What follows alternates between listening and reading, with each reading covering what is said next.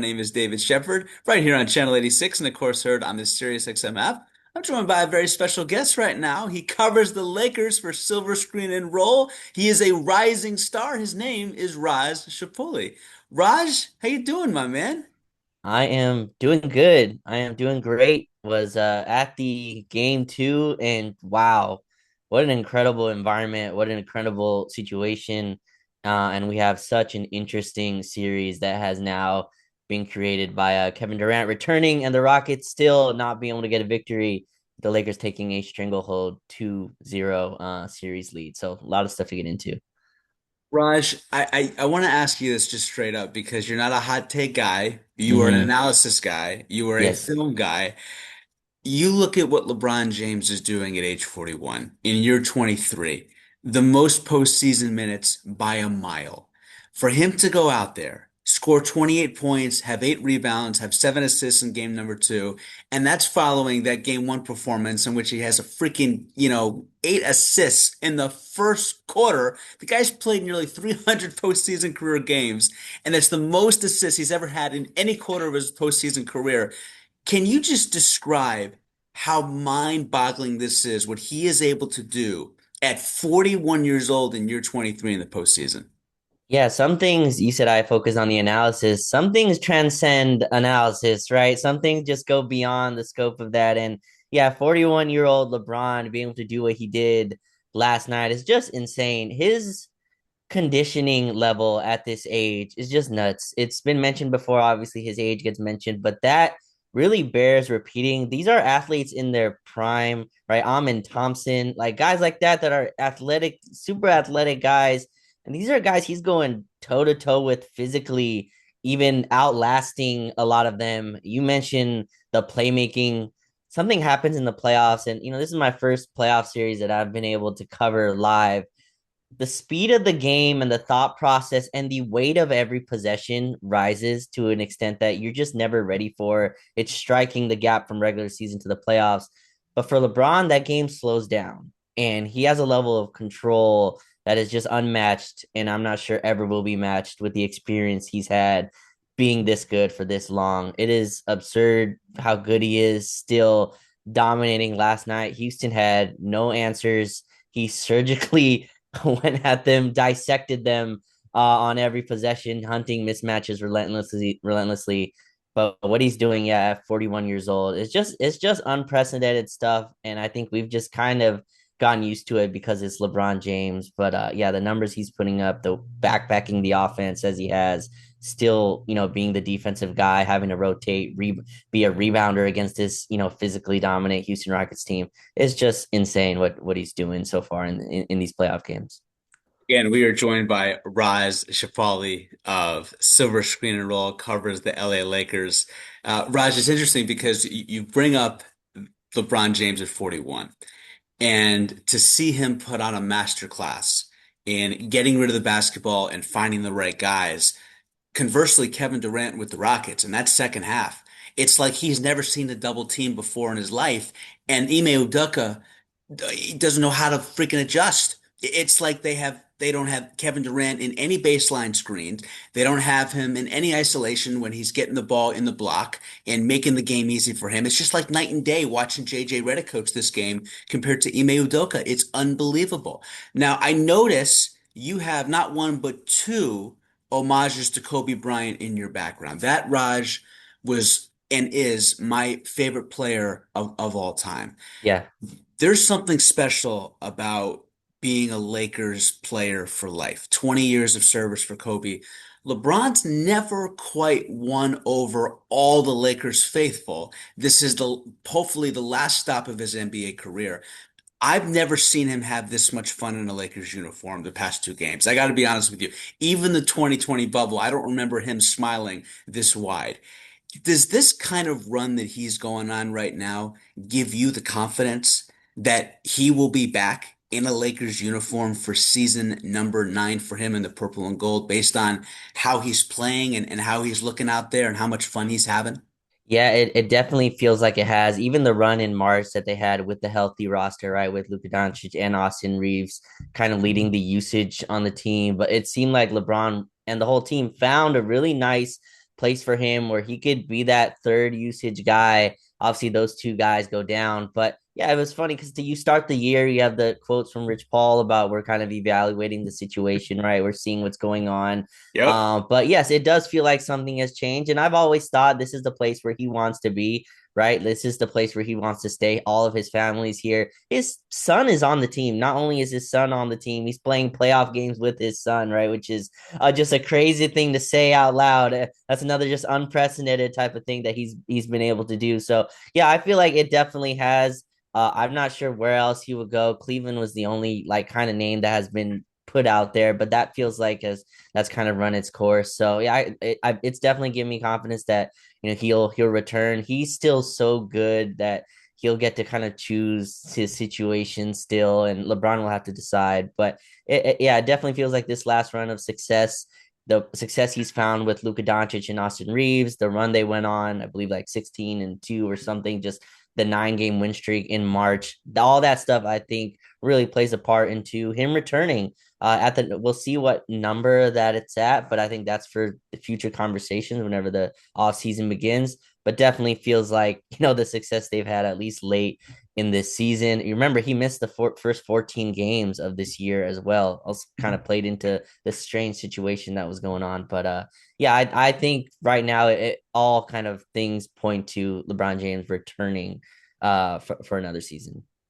Raj, you analyze this game from an X's and O's standpoint. So you see the spurt, the lift, the explosiveness LeBron James still has in year 23. He's out there in game two looking like it's a friggin' dunk contest. I mean, it's surreal.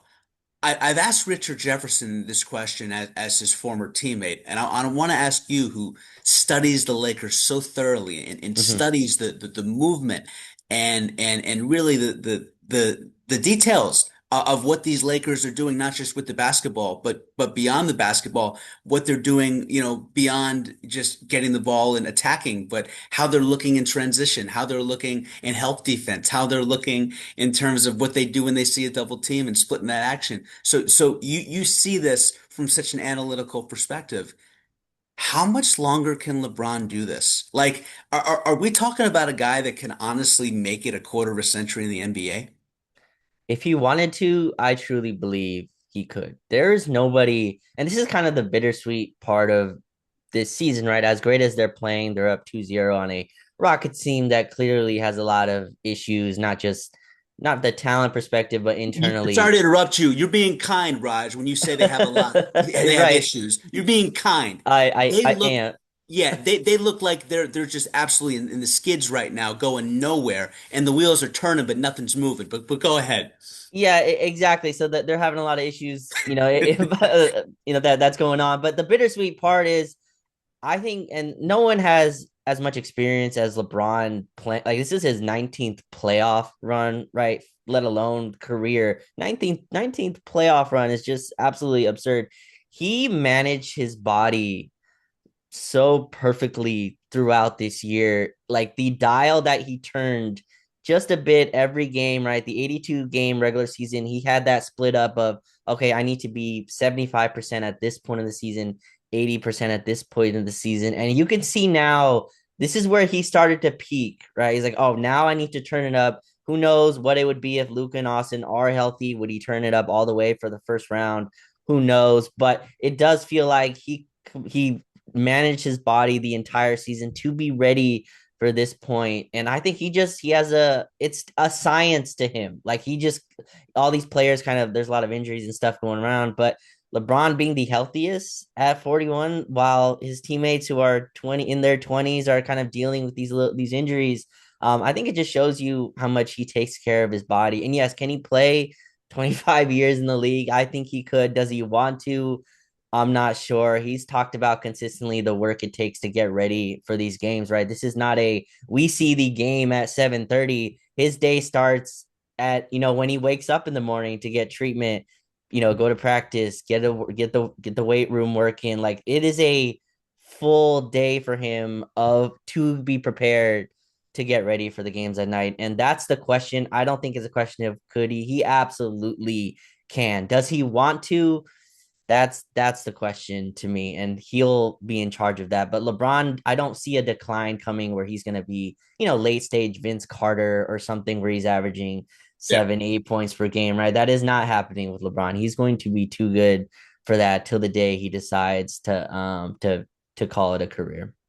Again, we are joined by Raj Chipalu on the SiriusXM NBA radio postgame show right here on Channel 86. You mentioned the absence of Luka Doncic and Austin Reaves. The Lakers are giving up 57 points per game. As you know, Raj, this is the highest scoring 1-2 punch in the NBA this season. And LeBron James has these Lakers still up 2-0 against the Rockets, but it's not just about LeBron. I've seen you do detailed work about the significance of a Marcus Smart. You talk about what Luke Kennard is doing. Raj, Luke Kennard, I believe, played 32 games with the Lakers in the regular season, had zero 20-point games. He has had back-to-back 20-point games for the Lakers in these two games of the postseason, including 27 points in game one, which happened to be a game high. And by the way, hadn't had a 27-point game in 13 freaking months. Yeah. It's also about the others. You talk about Rui Hachimura stepping up, making some big time shots. DeAndre Ayton finally reminding everybody why he was picked number one overall over Luka, SGA, and Trey. It's not just about LeBron, but he's certainly leading the charge. Who have you been most impressed by other than LeBron in this series so far against the Houston Rockets? Yeah, I mean, I think Marcus Smart also has, I think this is his 110th playoff game. There's a level of experience that he's come into this with, been a winner, right? Went to the finals with the Celtics, former DPOY. He can hit threes, he can get hot in different places. Rui Hachimura has been efficient all year, one of the best mid-range pull-up jump shooters in the league, over 50% on that shot, right there with SGA in those numbers, a catch and shoot around 44%. The guy that has completely impressed me, and I was high on him, and I was telling people, hey, I think he can bring a level of creation and playmaking that you people aren't seeing yet. But Luke Kennard's game, like going from a guy that was just sitting there as a catch and shoot, he and Coach JJ Redick have hammered the point that he's more than just a shooter, which you say that for a lot of players, right? They have some handle to him. But to do this against the Houston Rockets, who are one of the best point of attack physical defenses in the league, they pick up full court. To have the poise to still come off screens and get to your spot, get to the mid range, hunt, Sengun and pick and rolls with Amin Thompson breathing down your neck, with Dari Eason breathing down your neck, Josh Okogie, right? These physical type defenders. He shot 60% on mid range shots during the regular season. That was on a little bit of lower volume, but to be able to dial that usage up and still be efficient. There's some turnovers here and there, which Houston will cause, but he has been just magnificent. I mean, for Luka Doncic and Austin Reaves to go down and Luke Kennard to fill in this way, the Lakers offense is basically Luke Kennard and LeBron James running stuff. Like LeBron gets, his actions and Luke Kennard gets his. As JJ Redick has talked about, they didn't have a movement shooter before him. He's filled in that role, and just that's been extremely impressive to me. Not just the points, but the way he's getting it. Again, the poise. The Houston goes on a run, and Kennard understands I got to shoot these. He's taking pull up threes. He had a play in game two that just I've never like. He came down in transition, did a 180 spin step back three. Like that was just an eye opening shot of a guy that has been kind of asked in his previous spots. Hey, can you shoot a little bit more? We know you're efficient. To be able to keep that usage and keep that efficiency has just been super impressive. And I'm not sure where they would be without him. What a trade for the Lakers. Gabe Vincent and I believe a second round pick for Luke Kennard may have saved the season. I mean, it's just that is not hyperbole. That is how well he has played. I mean, to your point, I mean, he's averaging 25 points per game in the postseason. Listen, I love Gabe Vincent. I thought he was great for the Heat. I Yeah. think he's the ultimate team guy. Gabe Vincent's not going out there for anybody and giving you 25 points per No. game. So, again, we are joined by Raj Chipalu, someone who does a wonderful job covering the Lakers for Silver Screen and Roll. Raj, I want to get you out with this because, you yourself made headlines, and I know as an insider, as someone who covers the sport, you never want to be the story. You became the story in the NBA for about a week when Brian Windhorst goes out of his way to Yeah. praise you nationally and did it with so much affection for you. And I'm and then I think you start trending and you see everybody just piling on in a positive manner There wasn't one like usually when someone gets praised, there's always a few detractors that come out because they're haters and they're jealous and they say, "Why aren't I getting this kind of attention?" So they take shots. It's like, like Mr. Beast has I think close to 500 million subscribers on YouTube, and Yeah. whenever he does something good or saves like 10,000 dogs or 10,000 kids that can't see, there's always people that pile on because that's just the nature of society. There wasn't one person that like said anything negative about you when Brian Windhorst gave you that praise, man. I'm just curious, what was that kind of validation like to hear from Windy, one of the most recognizable basketball heads there is in the world? Yeah, I appreciate, Wendy for doing that. He didn't have to do it. What, gracious words that he gave. And, it's funny because you don't know who's following. Didn't know he knew that closely of kind of what I was going and the path I was taking and the things I was working on. But I truly appreciate it. The attention was, it's not something I'm good at in terms of responding to that, right? And Sure. so I try to say thank you to as many people as I can, and I truly do appreciate it. And I, try to make a name for myself by staying in the basketball, right, in the X and O's, in the details. I do think there is a market for that, and I hope what people take from that is kind of the journey, that it takes, and sometimes the path that you have to go towards. I appreciate him mentioning the G League. I think that's a great opportunity for anyone who is trying to break into this industry to go and do coverage on. But no, it was incredible the amount of people who reached out that I didn't even know knew who I was, right? Like different people from all around the league. Said, "Hey, congratulations on that! You deserve it." And again, people in prominent positions in all across the sport. So it meant a lot. I'm really appreciative of Wendy doing that. He has I believe he's maybe the biggest, kind of guy on ESPN, right? But he didn't have to do that, and that was really cool, and I appreciate him for doing it. And the attention was cool. I mean, I'm not really used or good at these type of things of kind of getting that attention, that type of attention. But yeah, I appreciate him doing that. That was really cool of him sharing my whole story, really, like for 4 minutes he went through the entire thing. And yeah, and so a lot of people listened and reached out, and I'm appreciative of that. Raj, just very quickly before we let you go, I was doing a radio show about 3 years ago, and I see this like, three paragraph response to something I said on the air. And it was really kind. And then I look closely at the email. It's from Bob Costas. Oh, wow. And I was blown away. I'm doing an interview with Bill Wennington very recently. It ends up getting 30,000 hits on YouTube. I get reached out to by a couple of former teammates of his, just complimenting the interview. Yeah. I say that to say, Raj, you never know who's watching. Right. You never know who's listening. And I tell people who are coming up in the business all the time. I've been doing this for almost 20 years. You're having a great rise right now, man, and it's only going to continue. You never know who's watching, who's listening. You think, okay, it's another Wednesday. I've worked 2 straight weeks at this point, not a day off, not an hour off, it seems at some point. But you just never know when your work is resonating with a certain people. And so you always got to give it 100%. You always got to be all gas, no brakes at all times, because to your point, you never know who's paying attention.